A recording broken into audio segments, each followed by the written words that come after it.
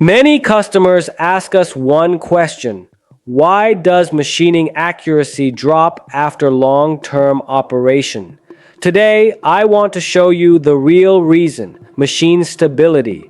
Right now, behind me, our technician is testing the stability of the cross slide on a heavy-duty horizontal lathe using a laser interferometer.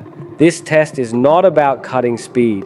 It is not about spindle power. It is about repeatability and long-term precision. A laser interferometer allows us to measure positioning accuracy, repeat positioning accuracy, and micro-level deviation during full travel movement. For heavy-duty lathes, the cross slide is one of the most critical structures. If the cross slide is unstable, no matter how good your spindle is, accuracy will drift, especially when machining large shafts, wind power components, shipbuilding parts, paper mill rollers. Stability here decides whether accuracy can be maintained after hours or even years of operation. This test is not done for marketing.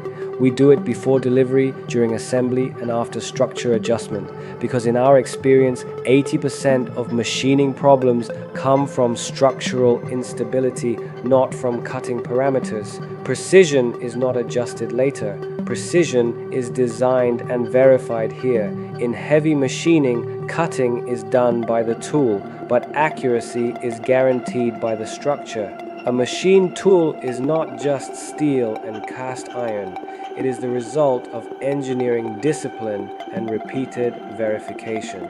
If you are machining heavy and high-value parts and care about long-term accuracy, this is what really matters.